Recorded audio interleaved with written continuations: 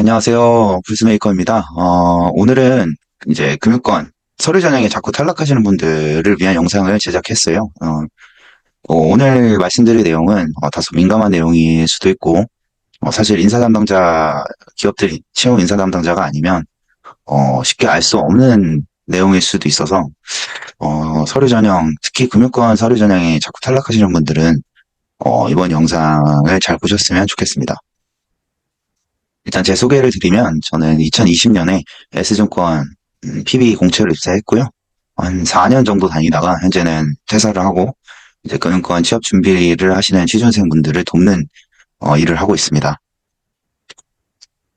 이제 본론으로 들어갈 건데 왜 자꾸 서류 전형에서 탈락할까? 저도 취준생 때 물론 저는 이제 대학 2학년 때부터 취업 준비를 했기 때문에 2학년 때부터 이제 인턴이나 여러 자소서들을 넣었는데요. 그때는 계속 탈락을 했었어요. 저도 이게 왜 그럴까? 왜 자꾸 탈락을 할까? 뭐가 문제일까? 자소서가 문제였을까? 아니면 내가 가진 스펙이 아직 이제 금융권 인턴이나 대외 활동을 하기에 적합하지 않은 스펙이었나? 그러니까 자소서와 이 스펙의 문제, 두 가지 문제 중에 하나일 텐데 어떤 건지 떨어져도 기업들은 알려주지 않잖아요. 당신이 왜 떨어졌습니다. 하는 거 알려주지 않기 때문에 상당히 궁금했었어요. 저는 이때는 몰랐죠. 이때는 저의 문제점을 몰랐습니다. 결과적으로는 자소서 문제라기보다는 스펙의 문제였었어요. 어, 스펙이 부족했기 때문에 자소서에서 서류 전형에서 떨어졌던 겁니다. 뭐 확실하진 않지만 저는 그렇게 생각을 하고 있어요. 이 부분은 아마 모르셨던 분들이 많을 겁니다. 서류 전형에서 사실 기업들이 채용 전형을 하면 자소서를 접수하는 인원이 대략 뭐 적게는 수천 명에서 많게는 수만 명까지 됩니다. 1년에 매년 금융권 취준생들이 대략 1만 명에서 10만 명 정도 되거든요.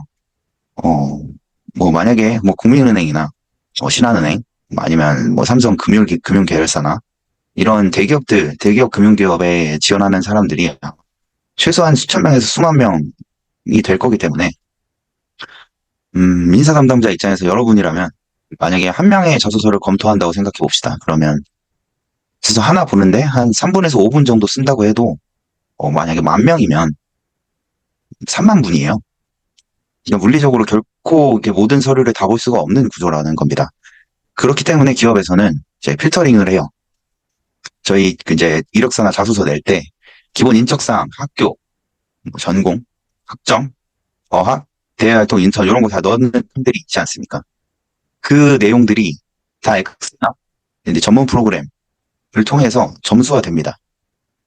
그리고 이 점수화된 스코어링을 거치고 최소 점수를 미달하거나 일정 비율을 걸러서 그 다음에 이제 이 기준을 통과한 1차 필터링을 통과한 자소서를 채용 담당자들이 읽기 시작한다는 겁니다. 물론 모든 기업들이 이럴 거라고 생각하지는 않지만 대부분의 대기업들, 대기업 금융사들은 이런 프로세스로 1차 필터링을 하게 됩니다. 그렇기 때문에 만약에 서류 전형에서 계속 탈락한다면 그리고 자소서가 본인이 봐도 그리고 다른 친구나 뭐 선배들한테 첨삭을 해도 별로 크게 문제될 것 같진 않고 그렇게 못 쓴 자소서도 아니겠죠. 왜 계속 탈락할까 궁금하셨던 분들은 이 1차 필터링에서 걸러졌을 수 있다고 생각하셔야 됩니다. 그러니까 스펙의 문제라는 거죠. 자소서가 읽히기도 전에 스펙으로 인해서 이제 탈락하게 된다는 겁니다. 이 오른쪽 부분은 실제 제가 인터뷰했던 인사 담당자의 말이었어요. 수천 수만 건의 자소서를 어떻게 하나씩 다 봅니까? 1차 필터링을 통해서 걸러진 지원자들의 자소서를 보기 시작한다는 거죠. 라고 말씀을 해주셨어요. 자, 그렇다면 1차 필터링 기준에는 무엇이 있을까요? 대학, 학점. 물론 블라인드 채용 전형을 진행하는 이제 기업들은 이런 대학이나 학점 이런 거는 보지 않을 겁니다. 하지만 아직도 대부분의 기업은 대학이나 학점을 봅니다. 그리고 정도 보죠. 대학, 학점, 어학 성적, 자격증, 이제 금융 자격증이죠. 그리고 금융권 인턴이나 뭐 아니면 비금융권 인턴 경험이 있는지, 그리고 금융권 대외 활동이 있는지 이런 모든 스펙들을 종합해서 점수를 산출한다는 겁니다. 종합 점수가 일정 기준에 미달하면 서류를 보기도 전에 이제 탈락시킨다는 거죠. 그러면 만약에 1차 필터링에서 탈락한다면 나는 어떻게 해야 되나? 이런 경우에는 본인의 스펙에 문제가 있다고 생각을 하셔야 됩니다. 아무리 자소서를 못 쓰더라도 스펙이 일정 이상이면 종종 서류를 합격할 거예요. 하지만 모든 서류 전형에서 탈락한다면 이거는 본인의 스펙에 문제가 있다는 걸 인지를 하셔야 됩니다. 그러면 부족한 스펙이 뭔지 알고 그걸 채우기 위해서 노력해야 그 다음 채용 전형에서 합격률을 높일 수 있을 겁니다. 그래서 제가 드리고 싶은 말씀은 이제 바꿀 수 없는 것은 과감히 냅두고 바꿀 수 있는 것에 집중을 하셔야 된다는 건데요.